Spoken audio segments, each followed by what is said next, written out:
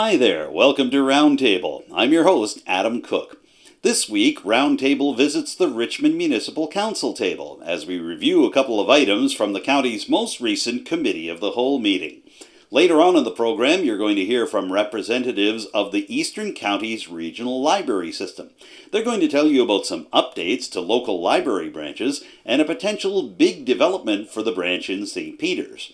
But we begin with a three-person presentation from the Cape Breton Partnership. Now, if you're not sure what the Cape Breton Partnership is, it's an independent body designed to help economic development around Cape Breton Island. But it's not just about dollars and cents or about brick-and-mortar businesses. The partnership looks at everything from immigration to housing to tourism, and it also works hand-in-hand with the Cape Breton Regional Enterprise Network, which is another group taking in Cape Breton communities all the way around the island and trying to help economic development there as well. So let's take a listen to what the Cape Breton Partnership had to say when they visited Richmond County's Committee of the Whole last week. Take a look. So we focus on a number of key priority areas, and here are some of the priority areas specifically for the CB-REN, of which Richmond County is part of. So investment attraction, some of the work here around the Strait of Canso marketing project, Point Tupper investment attraction, working with NSBI. We do a lot of work around sector promotion. Specifically, we do a lot of work in the creative economy and a number of other sectors, healthcare recruitment and retention, which is a big one here in Richmond, planning and strategy, municipal priority projects. The Gateway project is one example of that, island-wide bylaw review, broadband, housing. These are sort of key kind of priority areas that our organization gets involved in a number of ways. So some of the things I wanted to chat with you about before I hand it over to Megan are some things, just I guess really more reminders or updates for council. So during the pandemic, one of the biggest sectors that was affected was the creative economy. And through our work with our Creative Economy Development Officer, we were able to partner with the former Department of Labour and Advanced Education, now called LSI, with the province through Employment Nova Scotia, to run two projects where we hired 18 artists and artisans across the island to work during the pandemic. That program is now complete. They had a year's worth of work, but we are going to be running it again. So I raise it tonight because if you do know of artists or artisans in Richmond that might be interested in such a thing, please connect with Megan and we can definitely see if they qualify for that program. The work around the Port Hawkesbury Marine Innovation Centre, I know many residents of Richmond use Port Hawkesbury as a service centre, and we've been working closely with NSCC and the town on the Marine Innovation Centre there. EntrepreneurCB.com. If you know any entrepreneurs who are interested in supports and resources, check out that website. It is managed by our team, and there's a host of information available on it that your constituents may be interested in. The MIT REAP project, so that is one actually that Warden Momberket is involved with us on, and we have a number of Richmond County residents that are part of that team. So it's a year-long project that we're doing with MIT. REAP stands for Regional Entrepreneurship Accelerator Program, and we have been working with a larger team of folks in the Cape Breton Strait Area to do more work to support entrepreneurs and specifically IDEs, so innovation-driven entrepreneurs. So that's something you might hear about in the future, and we are coming to the end of the academic portion of that exercise, and we'll be rolling out some projects in the region. So just something to stay tuned for more information. Also, just pre-pandemic, we ran a 3-month pilot with Sydney Credit Union to help support women entrepreneurs. And it was quite successful. So Sydney Credit Union is now working with us on an island-wide program that we'll be launching very soon for women entrepreneurs. I believe 50% of the spots are going to be designated for Indigenous entrepreneurs. So if you know of any women in business who are interested in this micro loan program, it is going to be starting up again. Safety First in Cape Breton, we oversee the Safety First in Cape Breton network, and I just wanted to note that 2 Cape Breton companies were the recipients of the safety awards this year, and ironically they're both based in Louisdale, so Winmar Cape Breton and Landry Brothers Limited were both the successful winners. We've been running that program for I believe, 7 or 8 years now, and we also do safety awards in addition to a large conference in the spring. The Cape Breton Connector Program, Robin Lee Seal, a number of you may be familiar with her. She has moved on to another opportunity, and we're pleased to introduce Aya Darahali, who has started with us about a month ago. She is the new Connector Program Coordinator, and I'm sure she will soon be making her way around Richmond County, and she particularly will likely work a lot with NSCC graduates, any recent grad-ready, job-ready applicants who are recent grads of the program.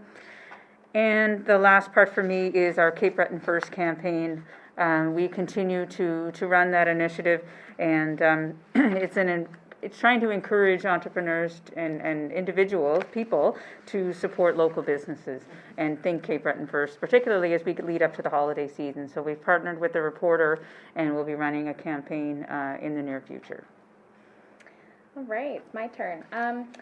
So the Cape Breton Partnership promoted and distributed free hand sanitizer from the Department of Health and Wellness and businesses across the island. We also participated in the CDL Rapid Screening Consortium. We rolled out 2 cohorts island-wide alongside with the Chamber of Commerce in conjunction with 6 other regional enterprise networks. A part of that, we had to attend weekly meetings, and just recently they started promoting at-home and workplace screening for businesses and employees. We originally developed the Cape Breton Welcome to CapeBreton.ca as a one-stop shop to help introduce people all over the world to Cape Breton, Unama'ki. At the time, this was largely in response to a growing interest in the island and what life is like here. Since then, we've decided we needed to retune the site as a responsive to possible changing times, especially the global pandemic. As a part of that, we were able to help form 2 welcome groups, one in Lewisdale and one in St. Peters. The one in St. Peters, we've successfully welcomed 15 newcomers, 8 families in total. In Lewisdale, they have a whopping 34 newcomer families.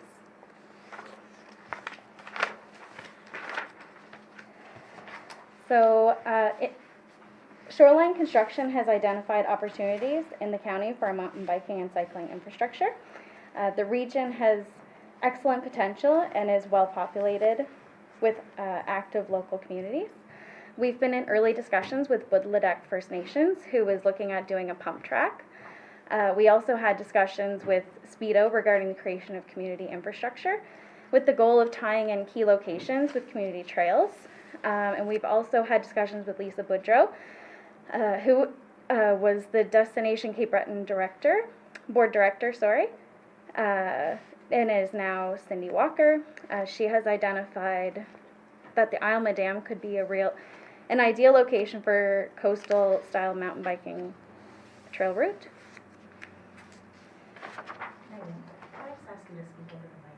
Oh, more sure. Closely, yeah. No, Sorry, it's I can't okay. really talk while I my know, mask and our on. microphone systems are just. Can you hear me better? Yes. Okay. That's great.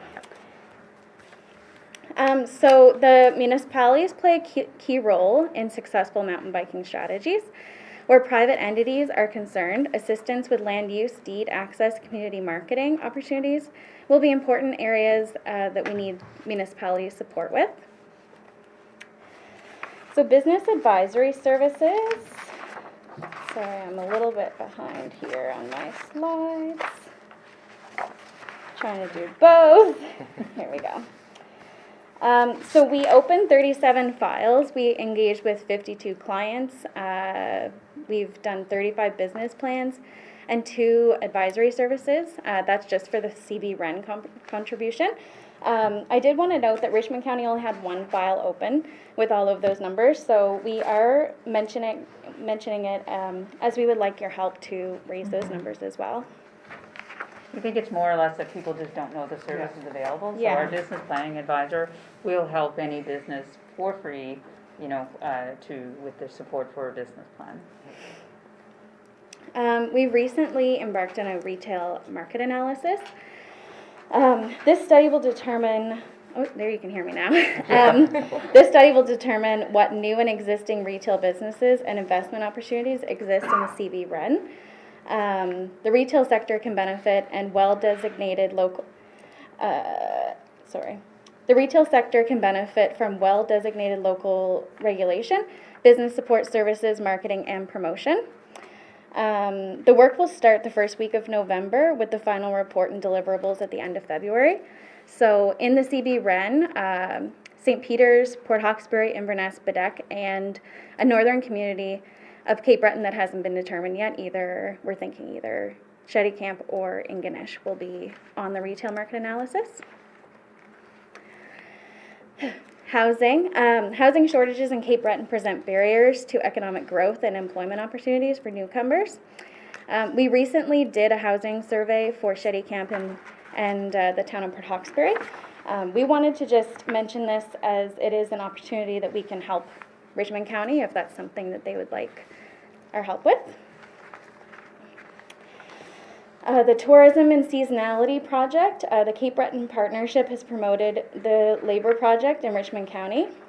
We've supported a number of local restaurants and businesses to gain additional education at a no-cost program. Plan Richmond County. So Plan Richmond is a project to create a municipal planning strategy and land use bylaw for all areas in the municipality of the County of Richmond. This project will focus primarily on areas of the municipality where there are no zoning controls in place. And I just wanted to highlight a few other related programs that we didn't have time to put slides together for. Skills Workforce Development, Youth Employment and Skills Training, Richmond County Opportunity Strategies Development, Inclusive Entrepreneurship, and Virtual Advisor. Switch so I can. Okay.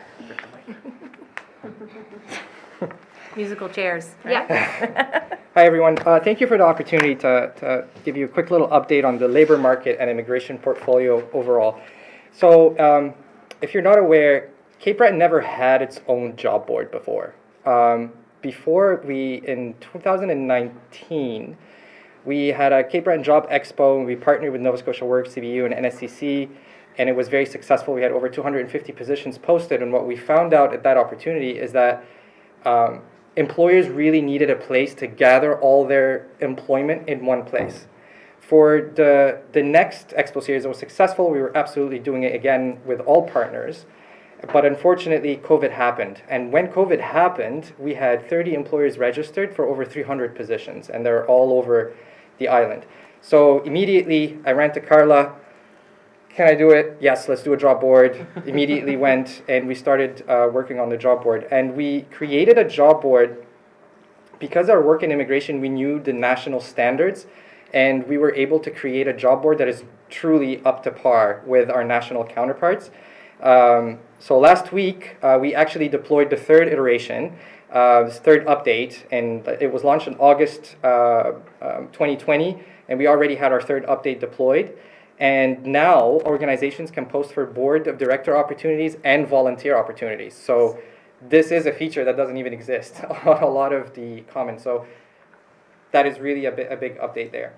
So, and it has been growing very quickly. We have 188 employers signed up and actively posting on the site. We had over 470 positions that were posted since August. The total number of users from in that whole period, last time I checked Google Analytics, we had 34,000 users that conducted over 51,000 sessions. So a session is when someone visits the site and at least has a one click inside the site when going to job postings. And you can see from the graph on the right, the trend going up over a 30-day period. We have an average of 2,000 users on the site. And on the left is the insights on Facebook. Over a month period, we have a usual 28,000 reach for the social media presence-wise. So we have human resource management staff and immigration staff, and that's basically the portfolio for human resource and immigration. We have multiple immigration-related programming, and so there's a team dedicated to settlement, integration, inclusion, which would include the Cape Breton Local Immigration Partnership, the Welcome Network, and Workplace Inclusion Charter. And then there's another dedicated team to human resources and immigration, and these are focused on supporting employers and their candidates. So the HR team and immigration focuses on employers to meet their staffing needs and help them navigate the immigration system. We have on staff two chartered professionals in human resources candidates and 2 registered Canadian immigration consultants, which is a unique advantage. There's no organizations that have this.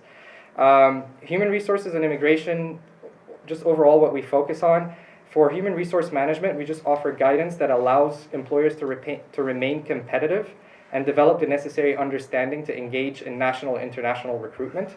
That could include anything from having a proper job description done to doing a national scan, helping them understand where to get the median wages, what is competitive, what is not, where to go for a market, etc.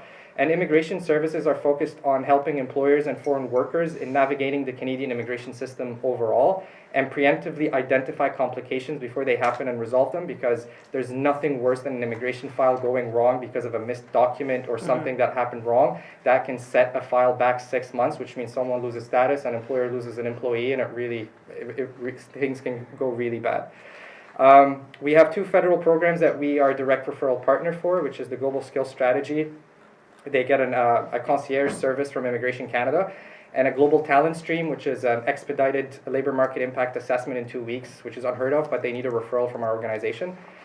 We have provincial referral programs, so I'll speak to the Atlantic Immigration Pilot in a bit, but we also support the province in referring and to the Nova Scotia nominee program.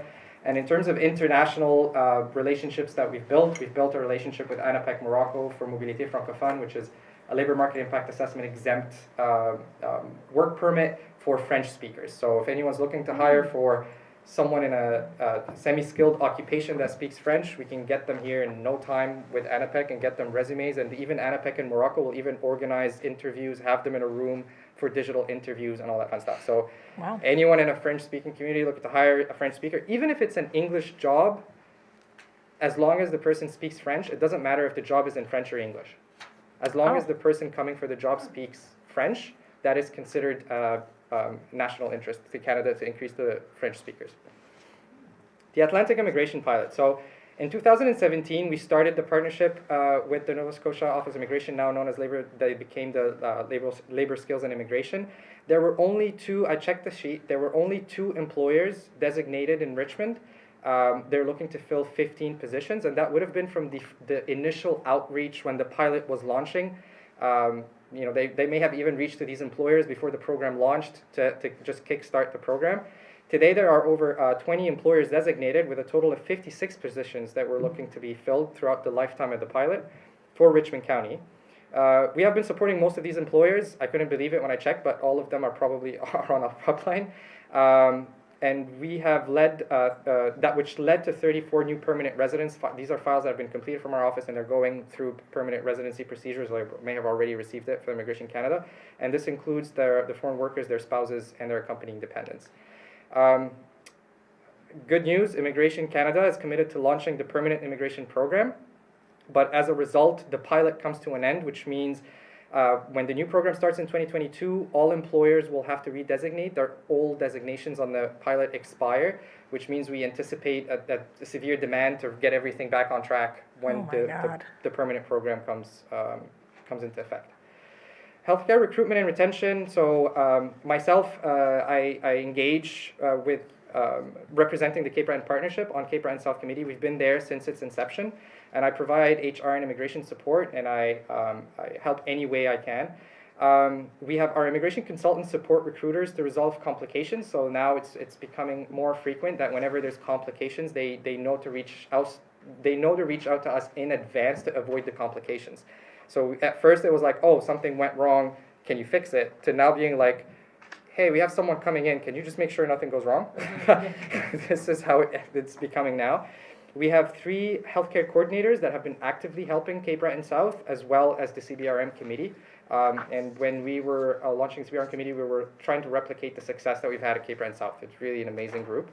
And now we maintain also a private mailing list of individuals and property management companies interested in offering healthcare professional accommodation, because, being on Kijiji or trying to have a healthcare professional do this on their own is not really efficient, especially if something happens under a tight timeline. We have a process for it. We maintain a private list. There's a request form. We get all the details. We blast the list. We find out who's interested in accommodating them, and we can coordinate a handshake. On the settlement and integration side, I don't need to dig a lot into these programs, but the Cape Breton Local Immigration Partnership is an umbrella sort of. I see it as at the top, bringing 30 local organizations to ensure that we foster welcoming, inclusive communities. The Welcome Network is a growing number of welcome groups spread all over the island, community members helping to welcome newcomers and make them feel home. It's difficult when you're in a rural area and you don't have this connection of people helping you connect, so that's really great. And of course the connector program, so when we have a foreign worker who's coming to fill a position, the spouse still needs work, right? And finding employment is the most important. In a lot of research, they compete, but spousal employment is a main factor of retention. Mm-hmm. If you have a skilled worker coming in for a job and their spouse can't find a job, they're most probably going to leave, so that the spouse, they need to be happy as a unit. So retention-wise, and this is a kind of an ending note, so 62% of all endorsement files that we have supported on the pilot have been for international graduates. And that was accelerated because of the pandemic, and accepting outside applications was not easy unless it was in a critical shortage sector. But 16% as well have been workers already in Canada. Both NSCC and CBU will continue to play a significant role in attracting new temporary and permanent residents to the region. They fill labor shortages, they stimulate our economy, increase the population and its diversity. So we must retain our current and new residents. So that goes back to the settlement integration portfolio. Join a welcome network, become a connector. Post your employment opportunities on the job board so people know where to find them. Don't just rely on word of mouth, because sometimes if people have not been welcomed to the community, they're not going to know from word of mouth. And I think 82%, a percentage shared by the connector programs, is almost 80% of positions are filled through networking, not job postings. But please use the job board. And now let's hear from two representatives of the Eastern Counties Regional Library System. You're going to hear from Clair Rankin, who is a member of the St. Peter's group that runs the library branch there. And you're also going to hear from the Chief Executive Officer of the Eastern Counties Regional Library System, Laura Emery. We've had her on Telile's programming before. She and her colleagues across Inverness, Richmond, and Guysborough counties have dealt with some difficulties over the past year and a half due to the pandemic and its accompanying social distancing protocols. But these protocols are starting to lift, and so the library branches in our local areas have some exciting things happening, including some potential big developments for the St. Peter's branch. Let's hear what Laura Emery and Clair Rankin had to say at Richmond County's Committee of the Whole meeting right now. For those that may be unfamiliar with our organization, Eastern Counties Regional Library is one of 9 regional library systems in the province of Nova Scotia. It's a registered charity created under provincial legislation, the Libraries Act. I will refer to it as ECRL for ease of communication throughout the presentation. Since 1969, ECRL has provided library services to Inverness, Richmond, and Guysborough counties. As you can see from the image, ECRL is the largest geographic library region in the province, with the lowest total population per square kilometer. This is our most unique feature as a library region. The geography and the population distribution of the region define both the funding ECRL receives and influences the shape and nature of our service structure. And as you'll know, Richmond County is the largest and most densely populated area that ECRL serves. Here you can see our service locations, both current and upcoming. We are scheduled to open a new location in Shettycamp early in 2022. Now, ECRL is governed by a library board made up of our 6 municipal representatives, 2 provincial appointees, which are both currently vacant, and 1 board appointee. We're hoping to hear very soon about new provincial appointments to our board, and I hope that we see an appointment from your area. It would be several years since we've had public representation from Richmond County, so that would be an exciting new development. As you're aware, ECRL's municipal partners appoint members to the board to govern, oversee finances and policies of the organization. ECRL is funded by the Nova Scotia Department of Communities, Culture, Tourism and Heritage, and by our participating municipalities and by our own fundraising activities. In addition to serving on the board, municipal partners play a tremendously key role in public library service because a public library requires the support of a municipal unit to pay the costs of managing and operating a library facility. This partnership is summarized in this chart. An important note about this is that public libraries have been mandated as public sector bodies along with municipal units to make their services fully accessible. So ECRL is currently working on developing an accessibility plan and will be reaching out to our municipal partners to work with them to maintain or improve the accessibility of library facilities. ECRL, unfortunately, has the second lowest library budget of any library region in the province. This chart helps to illustrate the provincial formula funds populations, and it funds them at different rates, rather than funding specific service levels. And this is a significant issue, as populations that are right next door to each other can be funded at a different rate. For example, our neighboring library regions, Cape Breton Regional Library and the Pictou-Antigonish Regional Library, receive $41,000 per 2,200 people, whereas ECRL receives $37,000 per 2,200 people. And it would add up to quite a difference in funding if we were to receive the same rate as those that live in Victoria County. I have never gotten a clear answer from government about why the formula is structured in such a way. This may be something that council might consider bringing to government's attention and asking why. So that's our key funding issue.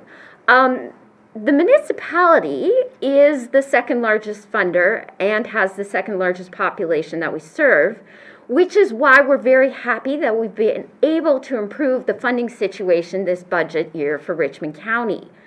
The Nova Scotia Provincial Library has communicated the implementation of the municipal funding increase for libraries is still on track for 2022, which means a significant increase for the municipality. We'd like to work with you to ensure that the increase in funding is most beneficial to your residents. And certainly a great future use of that money might be additional staffing for a new, larger location in St. Peter's, which I'm sure you've heard some about and we'll hear more about. This gives you a visual representation of our partners. The size of the circle is proportional to the population of the municipal unit and the corresponding funding provided by that municipal unit. And what is important for you to appreciate is that despite the differences in population and funding provided, all partners at the board table sit with an equal vote.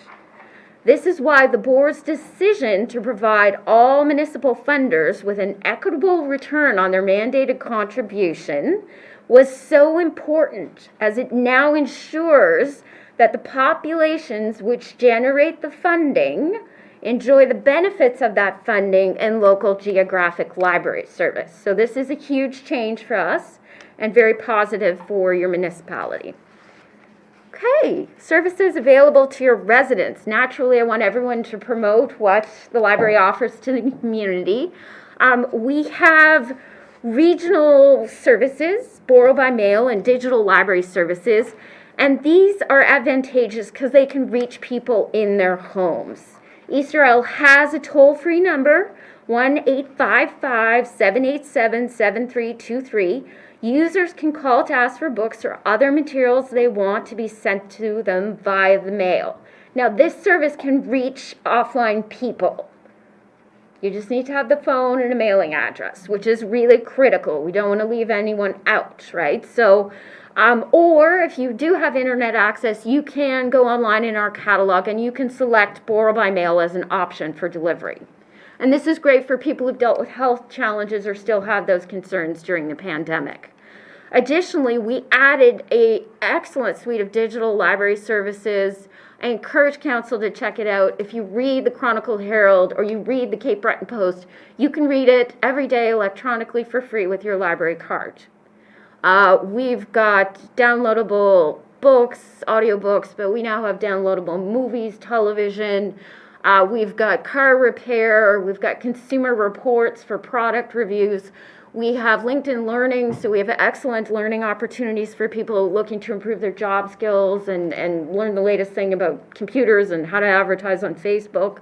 So it's actually something that's very equivalent to an urban center and is really an equitable service in that way. Like it is comparable to what you would get into Halifax. So we're very proud of that. That was part of what we did with the additional funding. And those services cover everyone.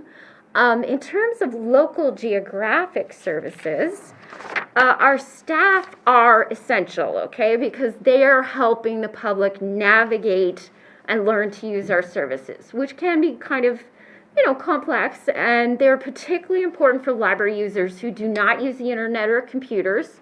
We have a lot of seniors who read passionately but may not be online or find our systems overly complex. So they're very important for those folks. And they spend a great deal of their time helping people find books to read and selecting the materials they want to enjoy. Now, we have a ton of services. For example, we share all of our materials between any location. So we've got 80,000 items. Your residents can pick whatever they want that we have. And we also have an interlibrary loan service, so we will help people get things from Halifax and other library regions and even across Canada. So we really are that connection point to culture and information. All right. So, items borrowed by users. Now, this includes physical items at your branches. And this graph gives you an idea of our recovery from the pandemic. Things are on the way back up. Services are returning to normal, which is very happy for us. What is not reflected here is that your residents can also use borrow by mail, and they can also use the digital services, but we can't break those stats out for you. They are a holistic thing, and it's very difficult to do because we don't control the data at that level. So this gives you a story about your branches. Additionally, if you look at the Wi-Fi and the wireless hours used, there's two things that we're representing in these two graphs. One is when people connected, and two is how long they stayed on when they connected, how many hours were used. Now, the interesting thing about this is that the use in both locations of the wireless is very similar. There's a lot of use of wireless in St. Peter's. We've heard that homeschoolers, folks are driving in, they're sitting in the parking lot in the library because we leave our wireless on all the time, right? So this is why we're very excited that we have a project, provincial funding, to put wireless and extend it, to blast it like a city block or something in all directions. And we are going to do that in the downtown core in St. Peter's. Now, we've secured permission, I think from everyone, fingers crossed on that, for it to be installed in the, it's 9992? The former liquor store. The former liquor store. Well, that sounds classy, yeah. No, yeah. On Main Street there, because we think that is actually a more strategic location than the current library location because of the height and position of the building to get the best reach with this project. So the materials, the technology, were very back ordered, but we've secured them, and now we're looking to move ahead to actually get the work done to get this set up and going. So that's really exciting for that community, and obviously will be well used. Okay, what else have we got? Wireless connections made, similar story. Now, public computer use hours obviously dropped because people had to get inside, and that was difficult. So that's kind of one thing that, hasn't been as strong, but we're starting to see it's coming back, which is great. So let's take a look at your lovely new carpet. All right, so what we're doing with the mandated contribution that you give us. We can now be fully accountable to you on this, okay? And we are obviously paying for local staff to work at your local libraries, but we are also buying stuff to enhance the service. So this is a literacy children's storytime rug and a new puppet theater that we purchased for the Petit de Gras location. They have a strong, and it's just about to relaunch, which is very exciting, use from the community for story times. So this is going to be a really nice way for the group to kick off a return to gathering and reading and story times. We also have other good news. We have hired an additional person who will provide some staffing redundancy. They've been hired to work at both Petit de Gras and St. Peter's and cover those locations for, various staff leaves like vacation. And they are, once they're trained and immersed in library services, they're going to be working towards providing English story times, bilingual story times, and other community programs of interest, which should be a nice enhancement for the community.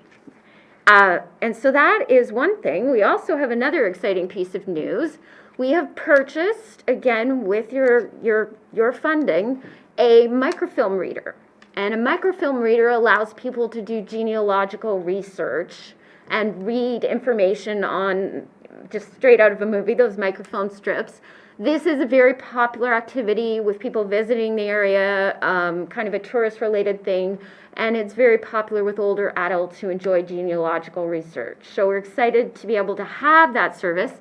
We have not been able to afford that or do that properly for many, many years.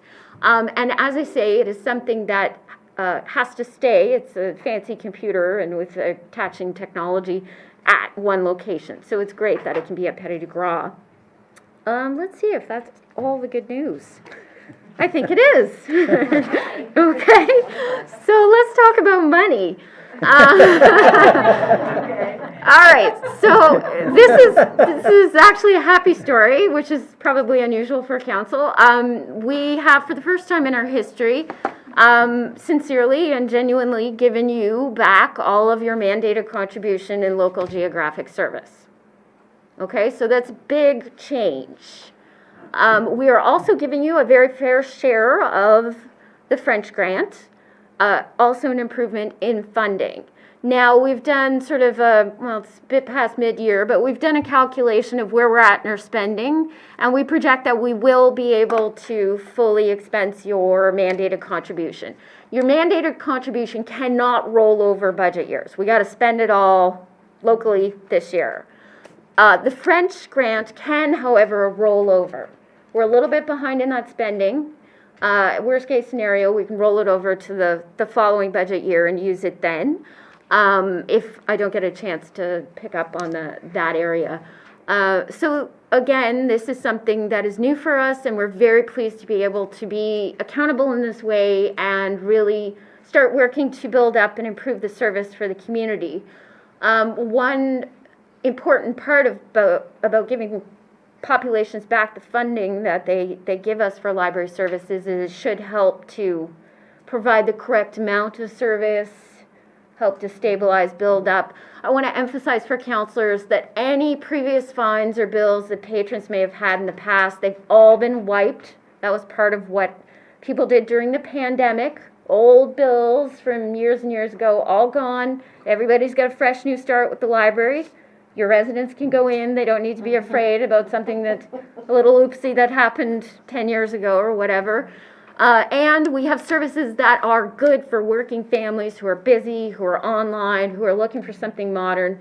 They're there now. Particularly for school children, we have French encyclopedias, English encyclopedias, 24/7, great for support for curriculum. So it's just a huge happy story that I'm really glad to be able to bring to you. And if we look at the nice last picture here, this is a display from the St. Peter's Library, and it's just an example of the kind of creativity that our staff can get up to help promote and make the library welcoming and enticing for residents. So, Thank you so much. really good news story. That's fantastic. Thank you for all the good news and the lovely pictures, and that's really awesome. I'd like to open it for questions from council at this stage. All right, well, I have a couple, maybe I'll start. So you were just, your discussion on the rate, our rate being lower in terms of the provincial contribution. Yeah. Did you say 37,000 per 2,200 people as opposed to 41? Yes. Okay, so maybe that's something that we could be working on with Minister Dunn, I think would be the Tourism and Heritage Minister. So if councillors were okay with that, perhaps I could, we could start the ball rolling on some communication to the minister on that. Absolutely. Okay. And then I think also, just in terms of getting the word out about all these new pieces of good news, we've got Richmond Reflections coming up again. Right. It would be a really good opportunity, I think, to have some library content in that next edition. If it's not too late for this one coming, then maybe the next one. I think it's not too late yet. Winter. Yeah, the winter one. Yeah. Yeah, I will follow up on that. That is great. We do have some advertising funding, and we are looking for local venues to push out some print or some online advertising too. So any suggestions about that would be welcome. Yeah, and I would also suggest, as you're doing social media pieces, if you want to bring them to the attention of myself, councillors, and we can do that, with staff as well. I think that would be really great to be able to share that content across all of our media as well. Definitely follow up on that. We have a lovely curated Facebook, Twitter feed that could be helpful promoting collection and services. Yeah, that's really great. Okay. Yeah. All right. And that 800 number again, 855. Oh, sorry. Oh, that's all right. I just want to make sure we've got that front and center, so we... 855-787-7323. Okay.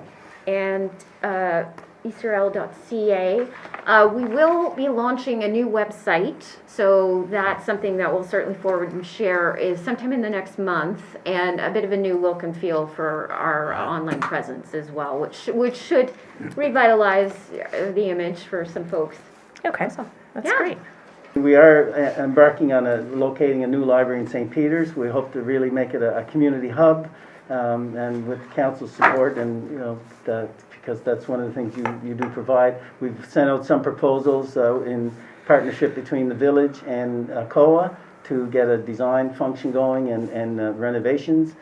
We never thought asking the county to contribute. Laura and her staff have endured a lot of hardship in the last year, and I'll tell you, she goes on about equalization, but what happened was, Guysborough and Sherbrooke were getting a lot more library service than they were contributing, and Richmond and Inverness were losing. So they went through a lot of strife with the other councils to mandate an equal playing field. And we already have a new staff here in Richmond County, and that's because of those hard steps that were taken to level the playing field. And hopefully, with your support, we might even be able to emphasize and get more for a buck from the province. But it's a big deal, and plus this new Wi-Fi system in St. Peter's that'll reach a city block. We're hoping that it'll reach the canal, the marina. Awesome. And it's all we have to do is pay the operating expenses, because it's a grant that's going to put it in the library, the new library, and reach all of downtown. So it's another big bonus. It'll be great for tourist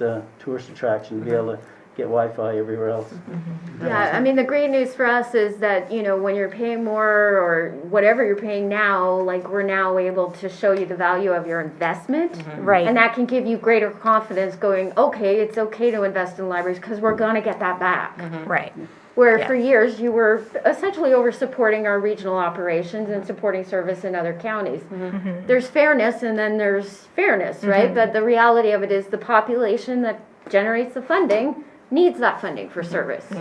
So there's a basic logic thing that's now in place, and that's really critical to building up a positive future. And certainly the space that is potential in St. Peter's would be a lovely enhancement, because at our current location we really can't do programming, particularly with social distancing now. That's making it even more of a thing, and we know we have that homeschooling population that would really welcome a place to be inside and kind of really take advantage of the value for the community. So it's looking good. And that wraps up this week's edition of Roundtable. Thank you for tuning in, and a big thank you to Nick Boudreau and Becky Bourinot of Telile Community Television for filming and formatting all the footage from Richmond Council's Committee of the Whole meeting last week. If you have any comments on what you've seen over the past 45 minutes, or you'd just like to have some suggestions sent in for a future show, we'd love to hear from you. You can contact me directly. My phone number is 902-625-8863, and you can also reach me by email. The address is adamjrcook, cook with an E, @gmail.com. You can also contact Telile Community Television directly. You can connect with them by calling the station in Arishat, 902-226-1928, or use the email address info@telile.tv. Don't forget to follow Telile on social media. We're on Facebook, Twitter, Instagram, and YouTube, and our YouTube channel features every single episode of Roundtable, including this one, as well as our sister programs Telile 24/7 and Notre Côté. I'm Adam Cook. Thank you very much for joining me on Roundtable this week. I look forward to seeing you in 7 days' time. Bye for now.